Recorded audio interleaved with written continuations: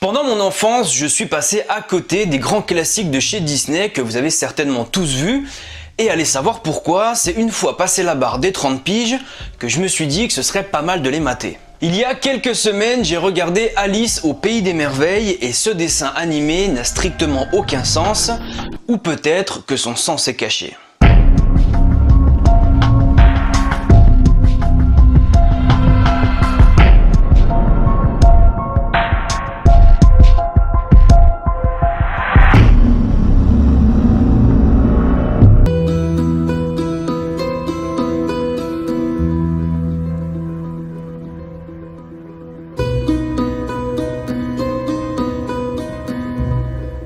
Alice au Pays des Merveilles est un roman paru le 4 juillet 1865, écrit par Lewis Carroll, de son vrai nom Charles Ludwig Dodgson.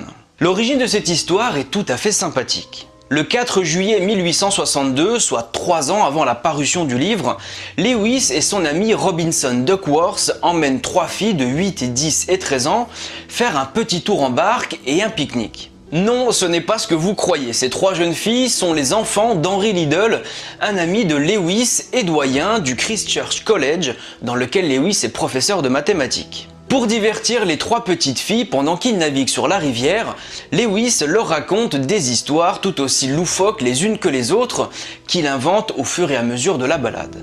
Une fois terminée, l'une des petites filles, qui se prénomme Alice, lui demande s'il peut écrire ses histoires dans un livre pour qu'elle puisse les relire. Il écrit un manuscrit de 18 000 mots qu'il nomme « Les aventures d'Alice sous terre ». Quelques années plus tard, il décide d'ajouter quelques scènes à son histoire qu'il fait passer à 35 000 mots et 3 ans après l'avoir raconté aux petites filles, le livre sort avec le titre « Les aventures d'Alice au Pays des Merveilles ». Alors, sans même commencer l'histoire, j'ai déjà 2 ou 3 choses à dire. Je pense que Lewis était franc-maçon. Déjà rien que par le choix de son pseudo, c'est flagrant. Dans la franc-maçonnerie opérative anglaise, ils utilisaient un outil qui s'appelait un Lewis. C'est une sorte de pince avec 2 branches amovibles reliées à une chaîne qui servait de point d'attache pour une corde elle-même reliée à une poulie. En français, on appelle cet outil une louve. Comme je l'ai expliqué dans ma vidéo sur l'histoire de la franc-maçonnerie, lorsque les francs-maçons ont arrêté de construire des bâtiments, ils ont utilisé leurs outils comme symbole. C'est ce qu'on appelle la franc-maçonnerie spéculative. On retrouve le Lewis sur des planches maçonniques pour apprentis. C'est le symbole de la force, car grâce à lui, les francs-maçons opératifs pouvaient lever des pierres lourdes avec un minimum d'effort. Mais un Lewis, ce n'est pas que ça. Je vais vous lire un extrait du livre de John Brown qui retranscrit la conférence de Preston, une conférence fondatrice de la franc-maçonnerie moderne. Comment appelons-nous le fils d'un franc-maçon? Un Lewis. Qu'est-ce que cela signifie? La force. Comment un Lewis est-il représenté dans une loge de francs-maçons? Comme une pince de métal par laquelle de grands et lourds poids sont élevés à une certaine hauteur et fixés sur leur base. Sans ça, les maçons opératifs ne pourraient pas le faire si aisément. Quel est le devoir d'un Lewis, le fils d'un maçon, envers ses parents âgés? Supporter le lourd fardeau dans la chaleur du jour et les aider en cas de besoin pour rendre la fin de leur jour heureuse et confortable. Quel privilège en tire-t-il? Être fait maçon avant toute autre personne, quelle que soit sa dignité de naissance, de rang ou de richesse, à moins qu'il ne renonce par complaisance à ce privilège. En choisissant le pseudo Lewis, je pense que c'est pour signifier qu'il est fils de franc-maçon et franc-maçon lui-même. Le jour où il raconta son histoire aux 3 petites filles, il était en bateau sur une petite rivière qui fait partie de la Tamise et qui se situe en amont d'Oxford. Vous savez comment s'appelle cette partie de la rivière? Isis, comme la déesse égyptienne. Isis était la sœur et la femme d'Osiris et c'est elle qui lui a redonné vie lorsqu'il s'est fait découper en 14 morceaux par son frère Seth. La destination qui était prévue pour faire un petit pique-nique était un village du nom de Godstow. God veut dire Dieu et Stow est un synonyme de place qui veut dire endroit ou place. Le nom du village pourrait être traduit par la place de Dieu. Donc, Charles Ludwig Dodgson utilise le pseudonyme Lewis qui signifie fils de franc-maçon. Quand il a inventé l'histoire d'Alice au Pays des Merveilles, il naviguait sur une rivière qui s'appelait Isis et il se rendait dans un village qui s'appelle la Place de Dieu. Le roman n'a pas encore démarré que ça part déjà sur une petite initiation maçonnique. J'en profite pour faire une petite précision. Je vois souvent des commentaires qui disent que je fais l'apologie de la franc-maçonnerie et que je ne devrais pas parce que ce sont des gens mal intentionnés qui dirigent le monde. Alors ce n'est pas forcément faux, mais personnellement je ne m'intéresse qu'à la quête spirituelle de la franc-maçonnerie, ses codes, ses symboles, etc. Je ne suis pas là pour dénoncer leurs agissements, ce n'est pas du tout le but de ma chaîne, mais je sais ce qu'il en est. Ceci étant précisé, on attaque.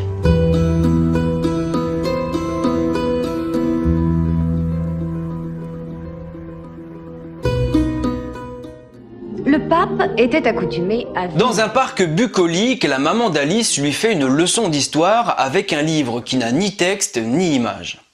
C'est pas courant. Je t'écoute. Quelque temps après, l'archevêque de Canterbury accepta de rencontrer Guillaume. Alors c'est marrant parce que la ville de Canterbury, j'en parle dans ma vidéo sur l'histoire de la franc-maçonnerie. C'est dans cette ville que le pape Boniface IV s'est rendu en l'an 614 et il était tellement émerveillé par les constructions des francs-maçons qu'il a décidé de les affranchir de toutes les charges locales et de leur permettre de voyager gratuitement en ne leur faisant pas payer différentes taxes liées au voyage. Je ne sais pas si c'est pour ça que Lewis mentionne la ville de Canterbury, mais je trouve la coïncidence intéressante. On continue. Mais enfin, Dina, ce n'est qu'un lapin avec une veste. Et une montre. Oh, fermez, moustache. Je suis en retard. Alice voit un lapin blanc avec une veste et une montre à gousset qui n'arrête pas de dire qu'il est en retard. Le lapin blanc est utilisé comme symbole partout sur la planète, de la Chine aux Indiens d'Amérique en passant par l'Égypte. Il a tout un tas de significations différentes, mais il y a un sens commun à toutes les civilisations, et c'est celui-là qui nous intéresse. Le lapin ou le lièvre est un animal crépusculaire, c'est-à-dire qu'il dort principalement la journée et s'active la nuit. Les anciennes civilisations créaient des symboles en observant la nature et en voyant tous les matins des lapins ou des lièvres, ils en ont fait un animal lunaire qui symbolise l'aube, c'est-à-dire le passage de l'obscurité à la lumière. C'est ce sens qui est utilisé aujourd'hui en Occident, le passage de l'obscurité à la lumière. D'ailleurs, on le retrouve aussi dans Matrix. Neo doit suivre le lapin blanc pour trouver Trinity et sortir de la matrice. Il passe du mensonge à la réalité, de l'obscurité à la lumière. Oh mon Dieu! Je n'aurais pas songé à donner une fête dans un endroit pareil. Alice suit le lapin dans un terrier et finit par tomber dans un trou. S'ennuie. Ici, il est question d'une phrase à l'origine alchimique mais qui est également utilisée en franc-maçonnerie et que l'on abrège par le mot vitriol. Visita interiora terrae, rectificandoc invenis occultum lapidem. Visite l'intérieur de la terre et en rectifiant, tu trouveras la pierre cachée. Ce principe est renforcé par la phrase que prononce Alice en tombant. Oh là là! Je ne dois plus être très loin du centre de la Terre. Oh! Je vais ressortir où les gens marchent la tête en bas et les pieds en l'air.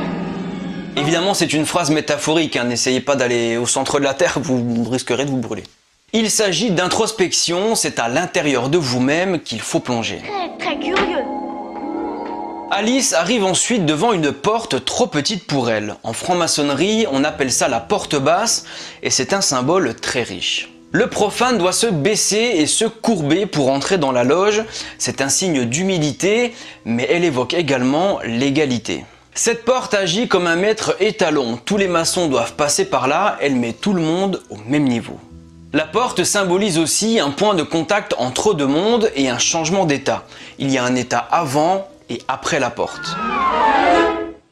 Lisez les directives et vous saurez directement comment vous diriger dans la bonne direction. Buvez-moi.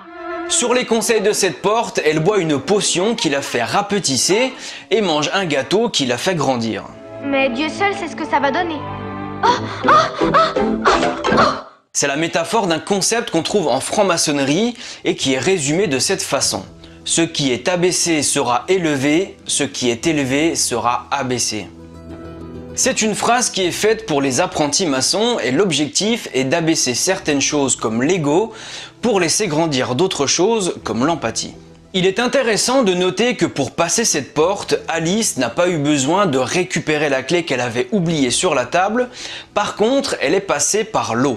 Je vous explique. Dans un rituel d'initiation maçonnique, avant de passer par la porte basse, le profane qui veut devenir adepte doit s'isoler pendant quelques heures dans une chambre de réflexion. C'est une petite pièce qui est séparée du temple maçonnique et qui invite le profane à faire deux choses: méditer et écrire son testament philosophique. La pièce contient des phrases et des symboles qui sont présents soit physiquement, soit dessinés sur les murs, soit sous forme d'affiches. Et parmi ces symboles, on trouve l'eau qui signifie la purification et la régénération. Donc d'abord il y a l'eau et ensuite il y a la porte basse. On continue.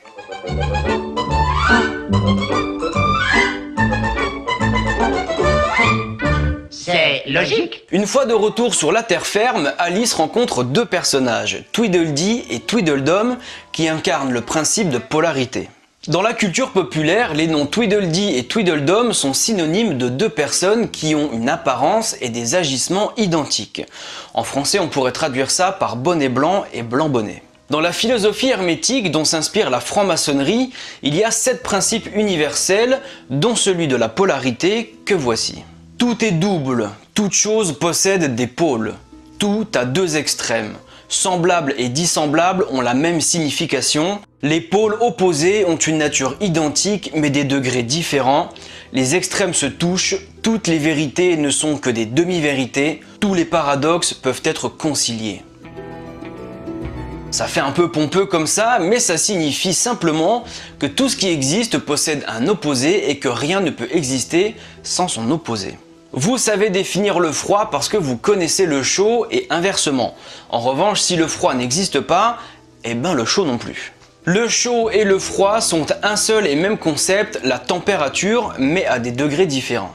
Ce principe de polarité est représenté par le soleil et la lune dans quasiment toutes les disciplines ésotériques, y compris dans la franc-maçonnerie. D'ailleurs, on le trouve sur les murs de la plupart des temples. Lorsque les deux personnages commencent à raconter l'histoire des huîtres, ils se transforment en soleil et en lune, et l'écran se divise en jour et en nuit. On retrouve beaucoup d'images similaires dans la tradition ésotérique occidentale. Le charpentier et Monsieur Morse erraient dans les parages. L'histoire que racontent les deux personnages est assez curieuse. Bon, cela dit pas plus que le reste. C'est l'histoire d'un phoque et d'un charpentier qui viennent déguster des huîtres, mais le phoque mange tout comme un gros crevard. Ensuite, le charpentier perd son sang-froid et course le phoque pour lui casser les genoux. T'as des genoux, un phoque ? Ici, il est question de la maîtrise de soi et de deux outils indissociables, le marteau et le ciseau. Le marteau est actif car c'est avec lui qu'on donne les coups et le ciseau est passif car tout seul il n'a pas d'utilité. Malgré sa passivité, il est essentiel car il se situe entre le marteau et la pierre, mais il est donc vecteur de la réalisation. Ces deux outils symbolisent la maîtrise de soi car un coup de marteau trop puissant enlèverait trop de matière et il n'est pas possible de revenir en arrière, et à l'opposé, un manque de puissance dans le marteau rendrait le ciseau inefficace. Si je vous raconte tout ça, c'est parce que le charpentier a un marteau accroché à la ceinture, mais il n'a pas de ciseau. Résultat, il perd la maîtrise de lui-même pour une vulgaire histoire d'huître. Bref, ce passage nous parle de la maîtrise de soi. Que le diable n'emporte. Où a-t-il pu les mettre? Marianne! Monsieur Lapin, hé! Marianne! Alice retrouve le lapin blanc qui, je le rappelle, symbolise le passage de l'obscurité à la lumière, mais elle n'a pas retenu la leçon du début de son initiation et mange de nouveau un gâteau sans en maîtriser les effets. Résultat, elle grandit soudainement au point d'être à l'étroit dans la maison et la suite est un tout petit peu délicate. Ce qu'il nous faudrait, c'est... un lézard avec une échelle. Ils ont absolument besoin d'un lézard, et si c'est un peu délicat, c'est parce que je ne sais pas vraiment à quel rite maçonnique Lewis Carroll fait allusion. En franc-maçonnerie, il existe beaucoup de rites différents. Par exemple, on trouve le rite écossais, qui est l'un des plus pratiqués, le rite suédois, pratiqué principalement dans les pays nordiques, le rite français, le rite opératif de Salomon, et ce qui nous intéresse ici, c'est qu'il existe plusieurs rites égyptiens. Ils s'inspirent tous de la sagesse de l'ancienne Égypte, et dans ce contexte-là, le lézard est symbole de la bienveillance. Le lézard ne fait que profiter de la chaleur accumulée dans les pierres de la maison, et en plus il gobe les petits insectes qui s'approchent de lui, Du coup, les Égyptiens en ont fait un animal protecteur et familier, symbole de bienveillance. Si Lewis Carroll faisait partie d'un rite égyptien, cette scène signifie qu'en cours d'initiation, vous pouvez reproduire les mêmes erreurs, ce n'est pas très grave, mais vous devez être bienveillant envers vous-même. Nos pensées sont quelquefois très profondes. Il est bon d'entendre nos avis. Alice arrive ensuite dans un magnifique jardin avec des fleurs toutes plus belles les unes que les autres. Je suis une quoi? Une mauvaise herbe des champs, du chien-dent. Ah mais non, c'est faux! Dans les traditions ésotériques, chaque variété de fleurs a une signification particulière, mais ce qui nous intéresse ici, c'est qu'Alice est rejetée et se fait même traiter de chien-dent. Et le chien-dent, à l'image de la plante, symbolise le retour continuel des mêmes obstacles et des mêmes soucis. Pendant votre quête, vous serez régulièrement confronté aux mêmes problèmes tant que vous n'avez pas réglé quelque chose en amont. J'aurais beaucoup de difficultés à vous expliquer qui je suis parce que je ne suis plus moi-même, vous saisissez? À ce stade de son initiation, Alice a perdu un peu d'elle-même et elle confie à la chenille qu'elle ne sait plus vraiment qui elle est. Oh mon Dieu, c'est difficile de voir clair, tout est embrouillé. Laisse tant que ça. C'est une étape commune à beaucoup de traditions initiatiques. Vous devrez plonger profondément à l'intérieur de vous pour découvrir qui vous êtes réellement. Dans les premiers moments de cette introspection, vous ne saurez plus quoi penser, mais après un certain temps, vous vous connaîtrez évidemment beaucoup mieux. C'est à ce moment-là qu'arrive quelque chose de très intéressant, la confrontation entre ce que vous savez de vous-même et votre image dans le regard des autres. Pour Alice, voilà comment c'est raconté. Un serpent! Au secours! Au secours! Un serpent! Un serpent! Oh, je vous en prie. Allez-vous-en! Allez-vous-en! Serpent! Serpent! Mais je ne suis pas un serpent. Ah oui? Et alors? Qu'est-ce que vous êtes? Je suis une petite fille. Petite! Oh, petite! Mais si, je suis... Enfin, j'étais une petite fille. Et vous allez prétendre que vous ne mangez jamais d'œufs, hein? Oh si, je les adore. Mais, J'en étais sûre! Serpent! Serpent! Je vous en prie, cessez de crier.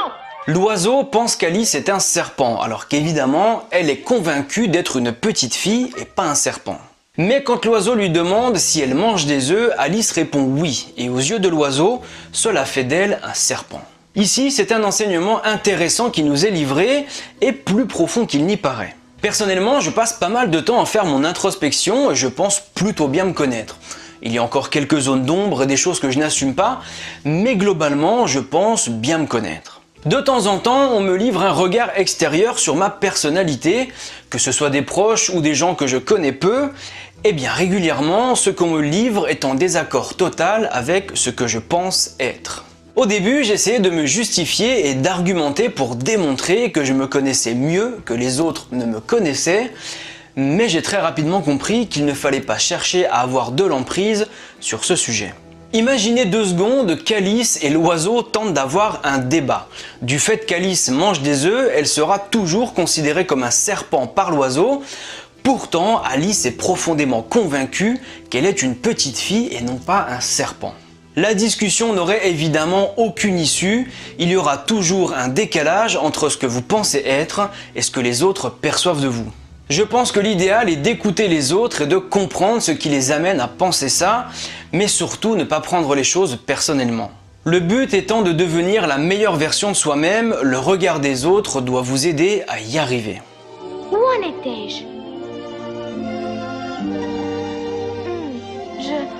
Je me demande quel chemin je dois prendre. Toujours dans sa quête, Alice se demande quel chemin elle doit prendre. Rien de plus normal que d'être perdue et se demander où on doit aller. Tout à fait charmant. Maintenant, ma chère, vous nous disiez que vous vouliez savoir, pardonnez-moi, qu'il vous serait agréable d'avoir je ne sais quel renseignement. Alice se retrouve ensuite autour d'une table pour une scène complètement absurde avec le chapelier fou. En même temps, à ce moment-là du dessin animé, plus rien peut me surprendre. Dans cette scène, l'élément central à retenir, c'est le temps. Le temps! Le temps! Qu'est-ce que le temps? Dans toutes les traditions initiatiques, il n'est jamais question de temporalité, car la vitesse à laquelle vous progressez sur votre chemin vous est propre. À aucun moment, vous ne devrez vous fixer des objectifs de temps du genre dans un an, il faut que j'ai réglé tel ou tel problème. Le point d'arrivée est le même pour tout le monde, mais le point de départ vous est propre, ce qui fait de votre quête une quête unique avec sa propre temporalité. Sur un chemin initiatique, le temps n'existe pas, et dans Alice au Pays des Merveilles, c'est signifié par la montre que le chapelier défonce complètement. Forêt de Tolgay. C'est drôle. Ça ne me rappelle rien. On arrive à un symbole très important et très répandu dans les traditions ésotériques, le miroir. Il représente la connaissance de soi, il nous met face à nous-mêmes. Oh non, ce n'est pas drôle. J'ai des yeux excellents, merci. On le trouve dans Blanche-Neige qui parle plutôt d'alchimie, mais en franc-maçonnerie son utilisation est très précise. Pendant la cérémonie d'initiation, le vénérable maître invite le profane à regarder dans l'assemblée pour y trouver d'éventuels ennemis. Ensuite, il l'invite à se retourner car un miroir se trouve derrière lui. À ce moment-là, le vénérable maître lui dit « Ce n'est pas toujours devant soi qu'on rencontre des ennemis, les plus à craindre se trouvent souvent derrière soi. » Le message de cette scène, c'est que vos pires ennemis sont en vous-même.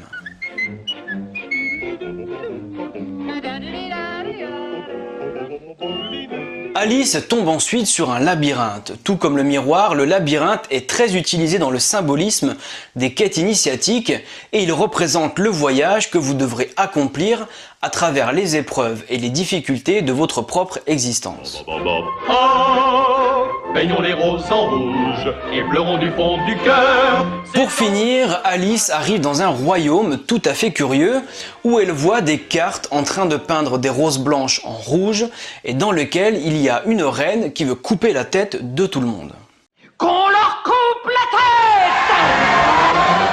Alors moi j'y vois la symbolique d'une initiation, donc ça va hein, mais franchement montrer ça à un gamin qui va tout prendre au premier degré, c'est pas terrible. La décapitation symbolique dans une quête initiatique est très importante car elle marque la fin d'un cycle et donc un renouveau. La tête est le siège de votre pensée, elle y contient vos habitudes, vos préjugés, vos peurs, bref, elle contient tout ce qui fait obstacle à votre progression. La décapitation symbolise l'extinction de toutes ces choses qui vous freinent dans votre tête. Ça vous invite à penser différemment, non plus de manière matérielle, mais de manière spirituelle. Elle s'enfuit! Arrêtez cette insolence! Coupez-lui la tête! Pour finir le dessin animé, on voit Alice qui tente de fuir la reine et qui s'observe elle-même à travers la porte du début. Toute cette histoire se passait à l'intérieur d'elle, car toutes les quêtes initiatiques sont principalement constituées d'introspection.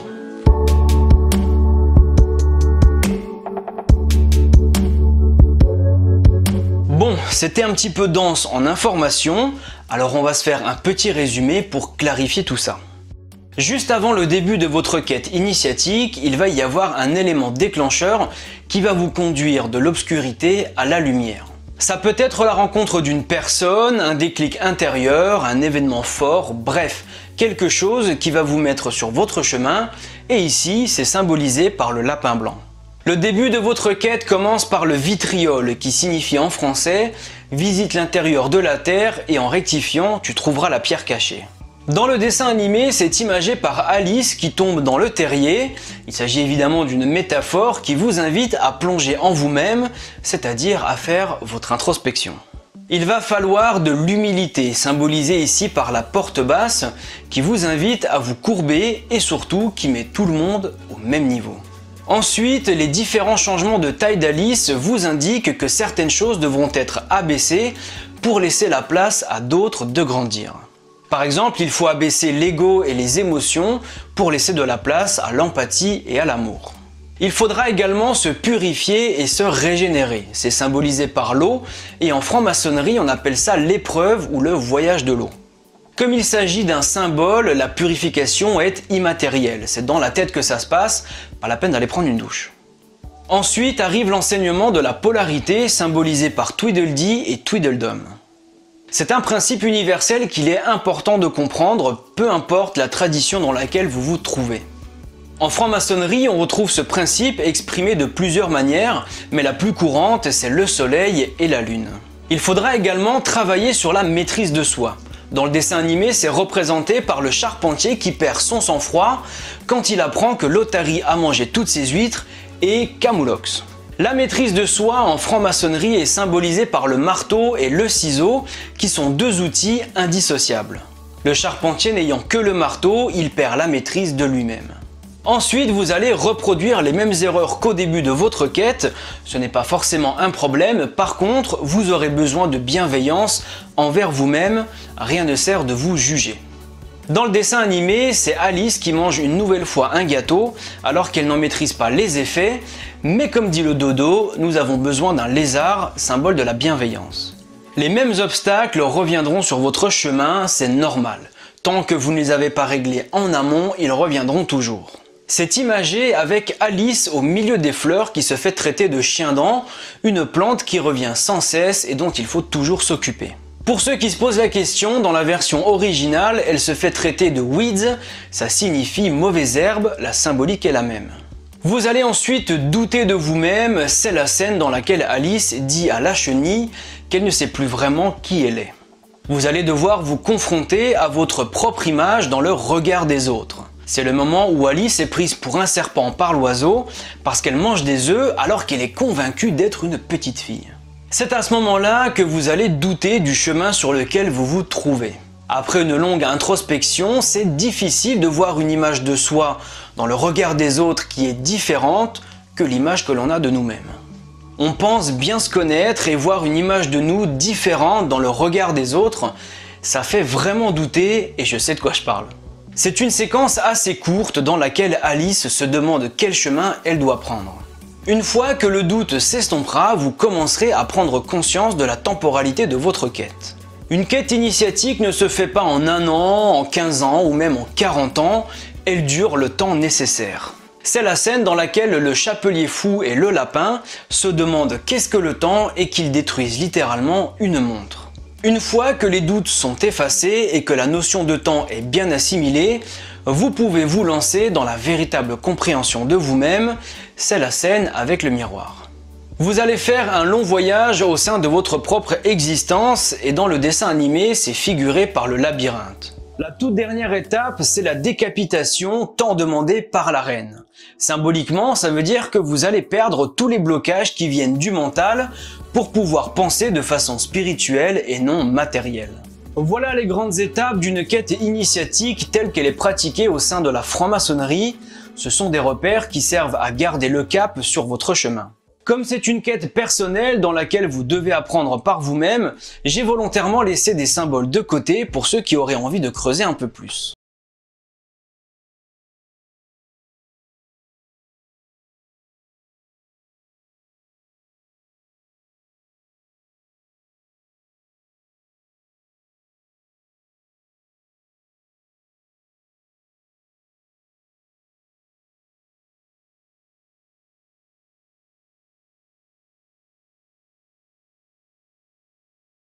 Jésus-Christ est Seigneur, oh, oh, examinez toutes choses à la lumière de la parole de Dieu.